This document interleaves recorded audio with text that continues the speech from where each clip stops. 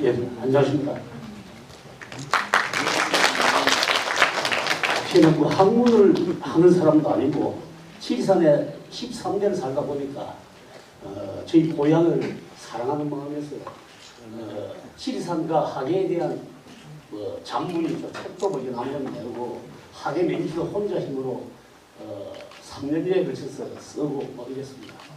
그래서 그렇게 알고 지리산 50주년 기념일에 이렇게 초대해 주셔서 대단히 개인적으로는 영광스럽고 그렇습니다.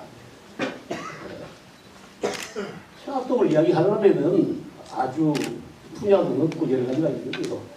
다 이야기하지 못하겠고 지리산 청학동이 어딘지 이런 놀라운 건 오늘 이야기하지 않겠습니까? 지리산 청학동이 학예의 어떤 문화적인 현상이나 이런 걸 나타내는 건지를 중심으로 몇 가지를 이야기하려 합니다. 옛날 우리 선조들은 지리산 하면 지리산 남쪽에 하계동이 있다고 생각했었어요. 그래서 많은 사람들이 지리산이 종갓집이라면은 천왕동이 종가라면은 천왕동이 가진 거 없잖아요. 두 번째 높은 반야동이 할아버지다. 이런 말들을 굉장히 많이 하고 있습니다. 그러니까 어떤 면에서는 지리산 전체의 중심이 반야봉이다. 이런 이야기죠.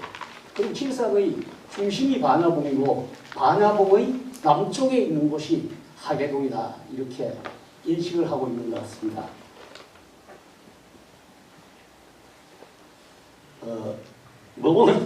나오신 분들이 모든 분들이 지리산을 어머니 산이라고 했는데 지리산은 뭐 지리산, 지리산, 두루산, 두산도 두 가지로 부르죠. 삼신산, 방장산, 부산, 보산 뭐 이 말고도 부르는 이름들이 너무 많습니다. 그러니까 청년을 내려오면서 이렇게 이름이 많았던 것은 사람들과 함께 어울려 사는 산이었다. 이렇게 이야기를 할 수 있죠. 그리고 많은 기록에 보면은 지리산 반야봉은 폐을승신이 살고 있고 1만 문수보살이 상주하는 곳이다. 고려 때부터 조선을 쭉 이어져 오면서 불교 문화가 융성하면서 불교에 대한 지명들이 많이 생겼습니다. 반야봉도 역시 같은 거죠. 그리고 하계동에 있는 전래의 지명의 60, 70%가 지금 불교에서 나온 지명들입니다. 제가 이런 이야기를 하면 사람들이 웃습니다. 한반도의 엉덩이가 반야봉이고 반야봉은 우리 민족의 어머니의 자궁 같은 곳이다. 이렇게 이야기하면 사람들이 웃어요. 그래 그걸 설명해봐라 이거예요. 백두산이 있는 함경도는 우리 머리라 그러잖아요. 함경남도 쪽에는 김추고 척추입니다. 엉덩이살이에요. 엉덩이살 중간에 되면 반야봉이 있습니다. 상가 지명은 백천 선생의 학설을 빌린다면 아무렇게나 생기지 않습니다. 반야봉이 엄비에서 생겼어요. 멀리서 보면 천왕봉부터 쭉 등산을 해보면 항상 엉덩이같이 구름 위에 솟아있는 산이 반야봉입니다. 그리고 반야봉이 그 남쪽에 하계동이 있는 거죠. 택리지에 보면 아까 앞에 선생님도 이야기했습니다만은 살기 좋은 곳, 가거지라고 그러죠. 살기 좋은 곳, 가거지를 이야기했을 때 치유와 생리가 가장 중요하다. 그리고 인신과 산수가 좋아야 된다. 이런 이야기를 계속 써놨는데 시학자답게 아주 지금 읽어도 살기 좋은 곳은 정해진 선택의 길이 있구나 하는 것을 우리가 느낄 수 있습니다. 택리지에 그런 것이 있고요. 그러면 우리가 동천이라는 이야기를 많이 합니다. 물을 같이 가들어 먹는 곳이 동천이다 그런 말씀을 했는데 동천은 도교나 신선문화권에서 동천 복주의 준말로서 아주 산수가 아름답고 살기 좋은 곳, 정말 우리가 알고 있는 신선들이나 살 수 있는 그런 곳을 동천이라고 하죠. 그걸 불교에서는 연화세계라고 합니다. 부처님이 살고 있는 곳, 이런 것을 이야기하고 이것이 이런 것을 찾다 보니까 청학동을 찾는 어떤 문화현상이라든지 국민의 대이동 같은 이런 것들이 있지 않았을까 생각합니다. 가거지도 그렇고 동천문화도 그렇지만 청학동은 잘 알다시피 삼재가 없는 곳입니다. 전쟁과 이별 얼마나 조선시대 때 내내 500년간은 흉년과 외침으로 굉장히 사람들이 곤욕을 치러왔던 때인데 청학동은 큰 삼재가 없다니까 얼마나 살기 좋겠어요. 그러니까 살기가 어렵고 세상이 험해질수록 이 청학동을 찾는 열풍이 거의 문화현상으로 일어났다. 그렇게 이야기할 수 있습니다.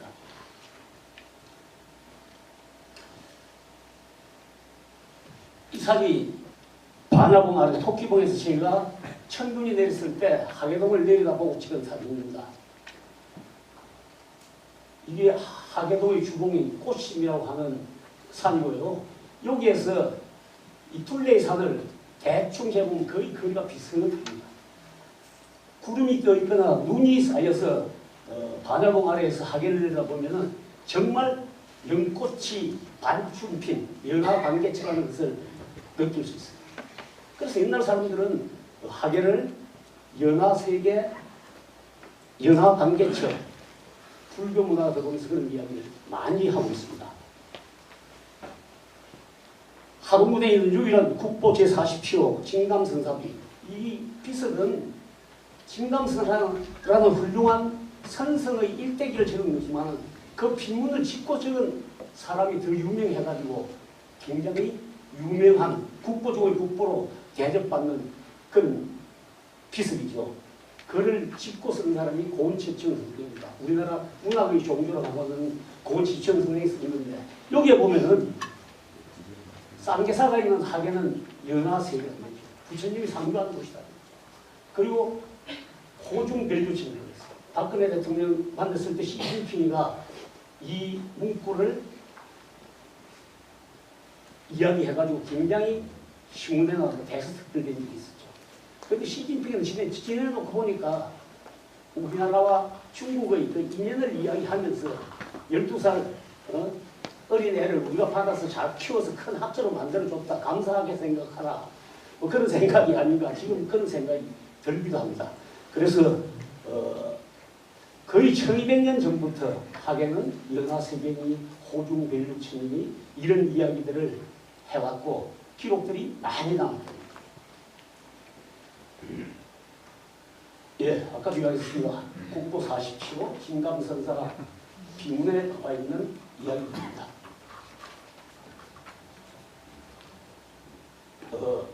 왜 지리산이 어머니 산이냐? 조금 전에 이야기했던 교수님은 바람과 비와 눈까지 품어주니까 어머니 산이다. 그런데 제가 생각하는 것은 왜 어머니 산이냐? 어머니는 생명을 낳는 사람입니다. 그걸 키워요. 자기는 굶어가고 자기는 헐벗어가면서 먹이고 키우고 하는 사람이 어머니예요. 그래서 특히 하계 지리산은 생명을 낳고 기르고 품어주는 어머니 같은 산이고 도를 구하는 자들이 하계를 찾아오면 유불선의 도를 얻게 하고 돈을 벌려고 오는 사람들은 하계장터의 풍부한 재물과 이런 것으로서 유랑 예비 땅과 모든 보부상들이 하계에 이를 기어 찾아왔습니다. 오랜 기간 동안 배고픈 자들이 하계에 오면은 하계 장터가 있고 수백 개의 사찰이 있었기 때문에 배를 채울 수 있었어요. 죄 짓고 도망오는 사람들 하계 오면은 숨어서 잘 먹고 잘 지낼 수가 있었어요. 강군이 톱으로 온다. 하계 장터가 발달되었기 때문에 지리산 종주등신에는 우리나라 내륙 어디로도 신속하게 도망갈 수 있는 교통로들이 다 만들어져 있어요.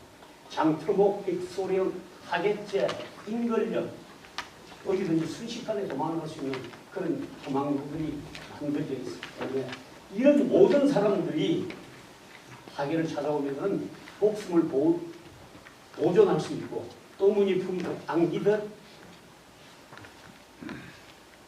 잘 살아갈 수 있다.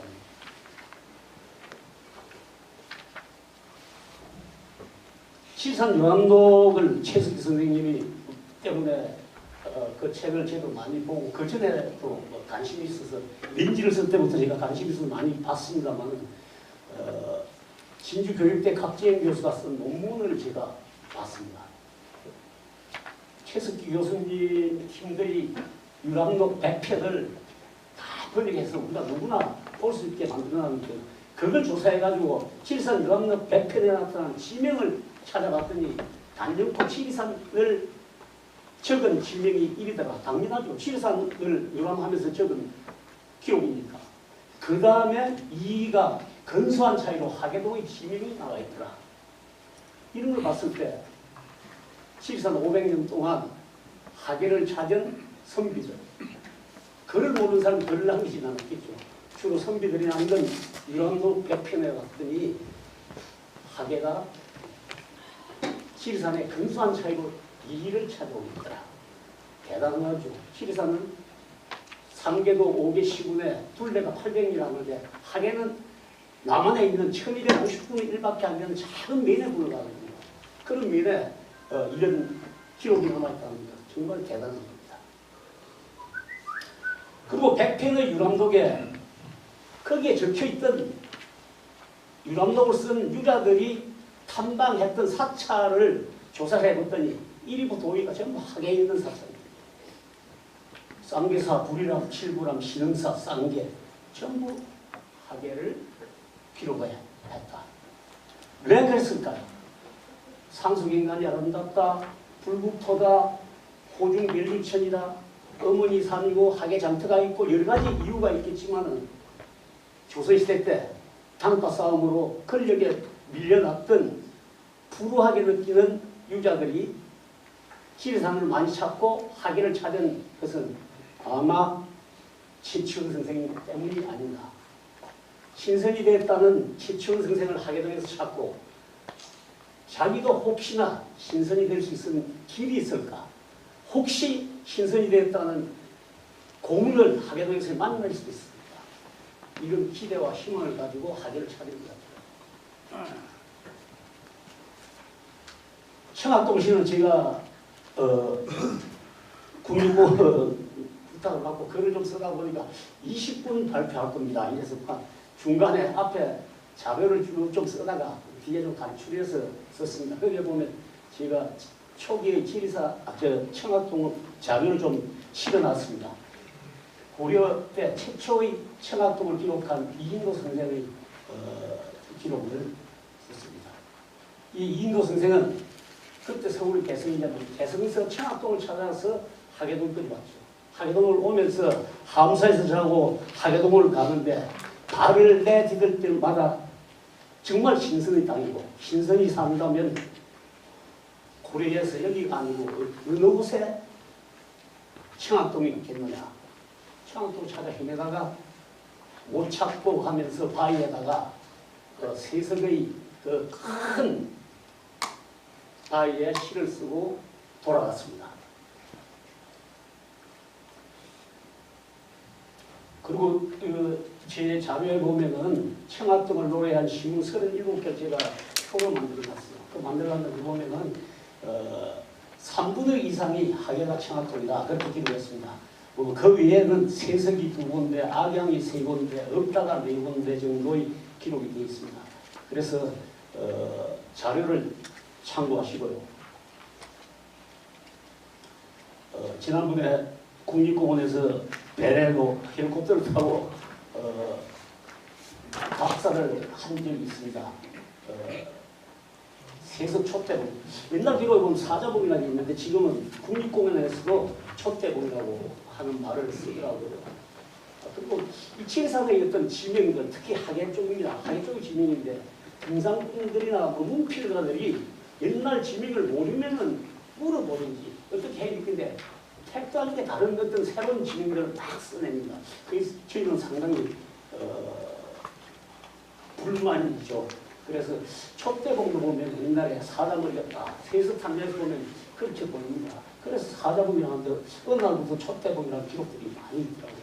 거기 가면은 청학샘이 인공으로 만든 청학호수가 있고 그 뒤 굉장히 큰 바위에 이인도 선생이 청학동을 찾는 시를 썼던 그 바위에 학동임이라는 각자가 있습니다. 청학동의 동북 쪽을 쥐고 있는 쪽 아이다, 이런 뜻이죠. 학동임이라는 글을 새겨놨습니다. 근데 동양에서 우리나라가 중국에만 이런 이상향이나 우릉동이나 우리나라 청학동이나 우리나라의 오곡동이 있는 것이 아니더라고요. 서양에도 우리와 같은 이상향에 대한 기록들이 많이 있습니다. 대표적인 게 유토피아죠. 그런데 유토피아의 어원을 보면 지구상의 아무 곳에도 없는 곳, 이렇게 기록이 되어 있습니다. 그래서 우리 청학동도 마음속에 있는 것이지 뭐 학예가 기록에 많이 되어 있다 해서 학예가 청학동이다. 옛날 사람들이 그렇게 믿었죠.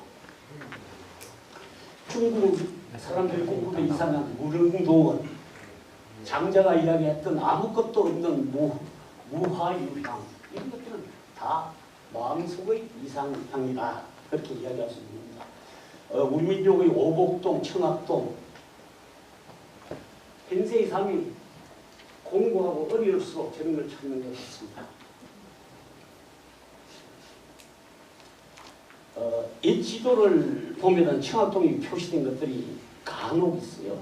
그래서 보면은 팔도분도 영남 지도에 보면은 청학동을 해놨는데 하계동의 바로 위에 청학동을 해놓고 천왕봉과 반야봉을 표시해놨습니다.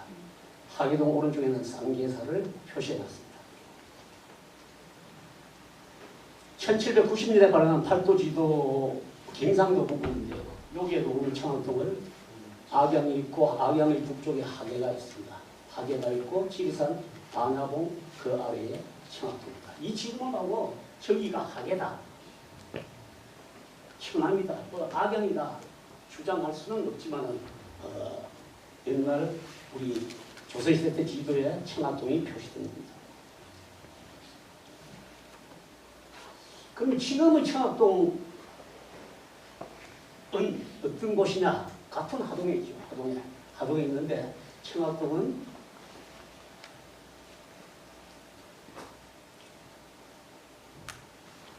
해방 전부터 청학동을 찾아서 헤매는 사람들과 무리들이 굉장히 많았습니다. 이런 사람들이 신흥 종교인들도 있었고 도를 믿는 사람들도 있었고, 대표적인 정걸방이라는 사람, 1920년대 정걸방이라는 사람들이 자기 무리를 50여 명을 이끌고 세석가, 하계, 대평이라는 곳, 뭐 이런 곳을 지내다가 겨울을 날 수 없어가지고 흩어지기도 했고, 그 뒤에 찾아온 분들이 지금 청학동에 계시는 분들입니다. 하동 군지에 보면은 일신교, 뭐 길게 이야기하면 아주 깁니다. 시운기와 유불선, 동서학, 합일, 대도, 대명, 다경, 대길, 유도, 갱정, 교화, 일심이라는 이런 신흥 종교를 믿는 분들이 집단으로 이주를 하였다. 그리고 그때 교주는 순창 사람이신 강대성이라는 분이었다. 하동 군지는 그렇게 기록을 하고 있습니다. 그리고 1909년 한 100여 년 전에 정종엽이라는 분이 썼던 그 지리산 유랑기에 보면은 그때까지 청학동이라는 말이 없었다. 청학민의 학동을 청학동이라 여기고 살기 시작했다. 그렇게 기록을 하고 있습니다. 이분의 유랑기를 보면 아주 상세하게 기록을 해놨습니다. 먹고 살기는 괜찮은데 문물도 열리지 않고 교량도 없고 산속에 살다 보니까 오랑캐는 피했지만은 그 사람들도 오랑캐가 되어간 것 같더라. 교육도 없이 교류도 없이 사니까 그렇다. 그렇게 기록을 하고 있습니다. 지금의 청학동이죠.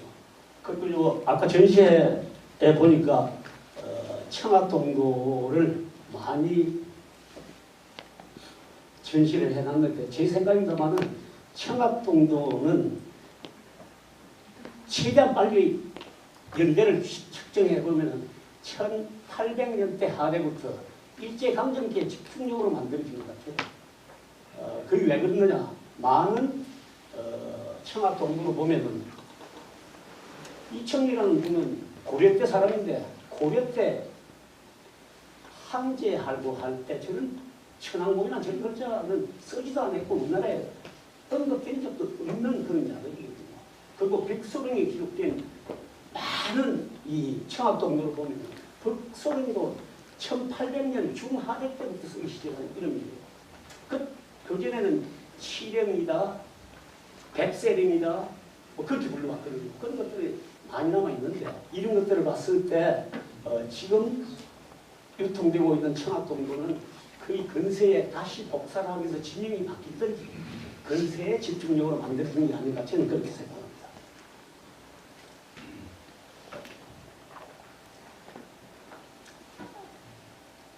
지금 이제 유람독에 있는 청학동을 이야기한 기록들입니다. 그러면 하계에 남아있는 청학동 문화가 무엇을 남겼는가? 많은 것들이 있습니다. 아까 이야기했던 정글방이라는 분들이 뭐 정글뱅이라고 하는 것을 한문으로 쓴 게 정글방이다. 이런 사람들이 찾아왔고 신흥종교의 교주들이 와서 청학동에 집중적으로 이주했고 했던 그런 기록들. 그래서 조선 중기부터 살기가 어려우니까 많은 백성들이 칠산을 찾아서 하계나 칠산으로 몰려들기 시작했었어요.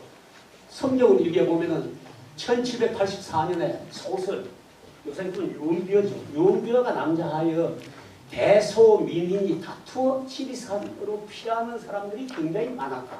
성경은 일개의 기록입니다. 같은 책에 보면은 전설이 낭자하고 떠들썩하기 이루 말할 수가 없이 많고 칠산으로 탈환하 도망하는 자들의 소굴이 되었다. 이런 사람들이 굉장히 많습니다. 아까 이야기했던 정종엽 선생의 100년 전의 기록에 보면 있습니다. 하계에서 정재찬 선생의 사당을 참배하고 나왔더니 남부여대하고 어린이와 가족을 7, 8명 데리고 가는 사람들이 있는데 아주 기욱이 없고 불쌍할 정도로 굶은 것 같고 그래서 말을 해봤더니 남쪽 사람 말이 아니더라. 그래 어디서 왔소? 물어봤더니 경기도 광주에서 청학동을 찾아가는 길입니다. 하는 사람을 만났다. 그러니까 뭐 일제강점기든 그 전이든 후든 굉장한 사람들이 청학동을 찾아와서 생명이라도 보지하려고 엄청 찾아왔다는 거죠. 이런 것들이 하계동의 하나의 남은 문화 현상이 아닌가. 이규건의 청학동 변정설에 보면은 모든 책에 보면 청학동 변정설의 앞부분만 번역을 해서 소개를 했기 때문에 뒤에 있는 부분은 사람들이 잘 몰라요. 청학동 변정설 저 뒤에 좀 가면은 이런 기록이 있습니다. 단양군에서 나가 밤에 잠을 자려고 오는데 청학동 이야기를 했더니 젊은 남자 한 사람이 대성통곡을 하고 울더라. 그래 하도 기이해서 도대체 무슨 일이요? 해서 불러서 물어봤더니 자기는 청학동이 삼재갖고 아주 좋다고 해서 청학동에 가서 집을 짓고 살았어. 그때 서적의난이 있어가지고 홍길난이 난이가 국가의 전체의 흉년이 몇 년 계속되고 했던 때를 서적의 난이라는 그 난을 만나가지고 청학동에 와서 청학동에는 집을 짓고 사는데 하루는 어디 갔다 오니까 군인도 아니고 뭐 한 것들이 세 놈이 와가지고 자기를 보더니 다짜고짜로 나무에 갖다가 꽁꽁 뭉쳐놓고 한 놈이 자기 아내를 겁탈을 하고 두 놈은 옆에 방에 가서 쉬고 있더라. 그런데 조비서 이제 자기 아들이 뭣도 모르고 쫄래쫄래 와서 불러가지고 부엌에 가서 칼을 가져온다. 그래서 몸을 풀고 아내를 겁탈하는 사람을 찔러 죽이고 그 부산 아내는 왜 죽이고 아내까지 죽이고 두 놈을 처단하려고 했는데 자기는 힘도 붙이고 이래서 이동 아들을 데리고 피난을 하다가 청학동이라는 불풍과 같이 길이 얼마나 그러면 빨리 가자 하다가 아들은 청학동에서 굴러서 죽었다. 그러면서 이 사람이 청학동은 나의 원수의 땅이고 삼재가 없는 땅이 아니고 태가 망신하고 나의 원수의 땅이라고 땅을 치고 있더라. 이런 기록도 있습니다. 그 배경선에는 마지막에 나왔죠. 청학동 유독 세상에 이름이 났고 아무리 찾아도 만나는 경우도 있고 만나지 못하는 경우도 있고 청학동을 찾아서 다양한 일도 있고 불행한 일도 있다. 청학동이라고 다 그러면 합니다.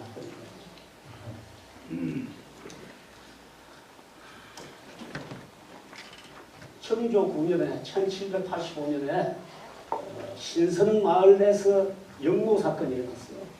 그걸 역사책에는 정감록 영모 사건, 신선마을 영모 사건 여러 가지로 부르고 있습니다. 부르고 있는데 시간이 없다 하니까 제가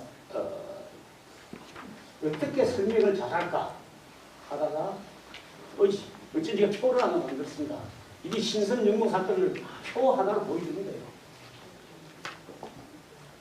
기업 총책이 문양회라는 장가도 안 가는 독군, 아주 자기가 하늘에서 내려온 양 하는 독군 문양회라는 총각이 있어요. 하계의 하천선당에서 지휘소를 만들어 놓고 팔도 사람들을 포섭해가지고 다 신복을 만들어 놓고 자기는 이인그룹과 신선그룹이 자기를 도와준다. 그분들의 결정과 조종에 의해서 자기는 움직일 뿐이지 자기는 아무 결정도 안 한다. 그러면 이인과 신선그룹이 누구냐? 향악이라는 사람, 노사라는 사람, 진담이라는 사람, 일양제라는 사람, 현도진인, 500살 된 사슴, 400살 된 곰, 이런 사람들이 자기를 도와준다. 저 사람들이 결정하고 저 사람들이 이야기하면 자기는 그 말을 전하고 하는 그런 사람에 불과하다. 그러면서 이 팔도에 있는 사람들은 다 포섭을 해요. 그러면 돈이 있어야 될 거 아니에요. 아주 세도가 중에 장하고 살던 홍보경이를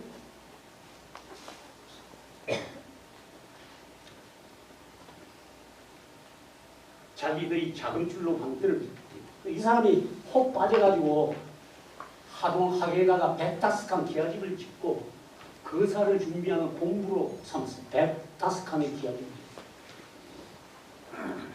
멀리서 배로 섬진강으로 물자를 들고 와가지고 했고 이런 일은 가족들이 돈을 만지고 뭐 하는 중요한 일은 이 사람의 가족들이 다 하면서 지어주었다.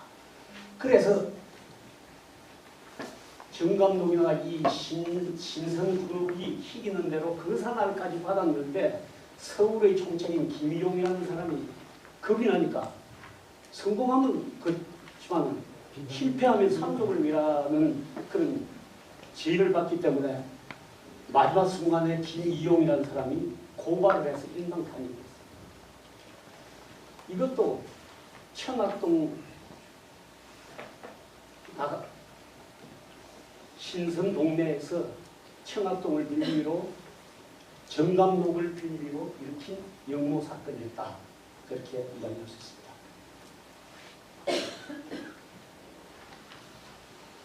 왕조실록에 보면은 정조라든지 이 얼마나 조중에서 이 사건을 크게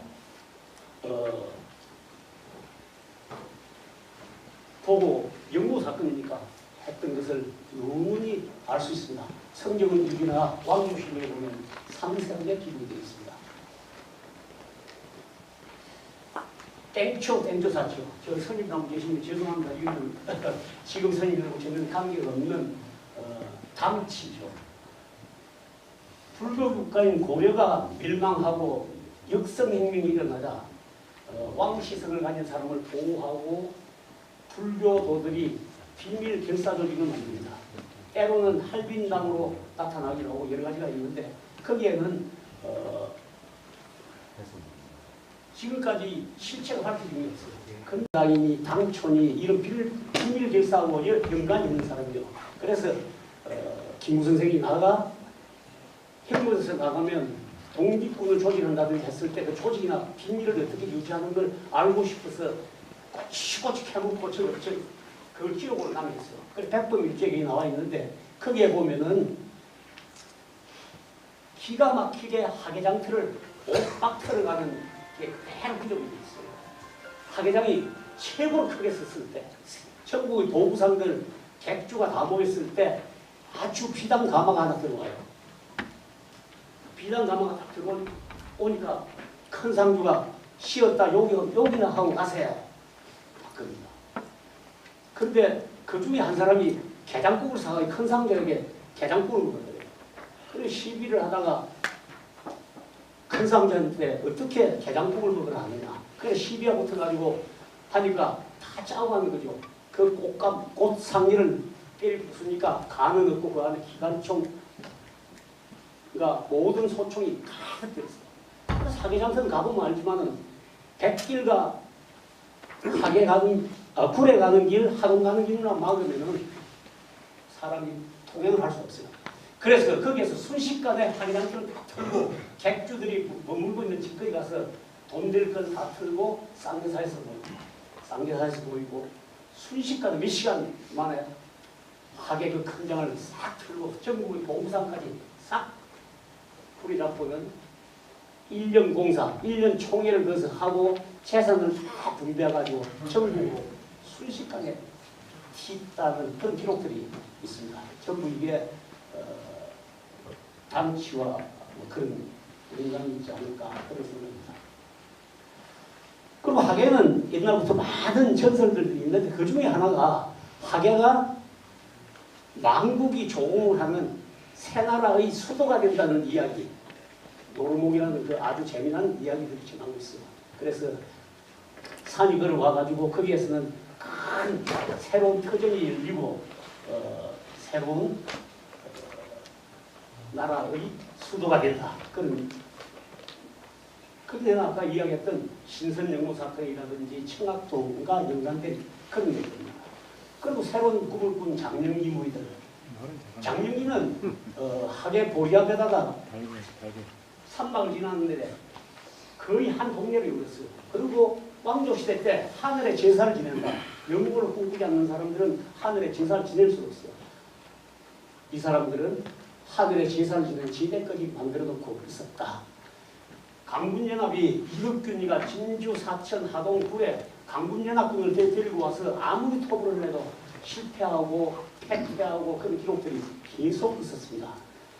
그래서 그 다음 2년 후에 허종 장군에게 전라도에서 잡혀서 죽었는데 그 장영기가 가짜고 실제는 통일동이었다. 이런 망가 같은 이야기들도 지금 많이 전하고 있습니다. 그리고 하계는 하계 장터가 있어서 하계 타령 하는 이런 타령적인 노래들이 많이 있는데 그 중에 비결 노래라는 게 꾸준히 불려오고 있어요. 거기에 보면은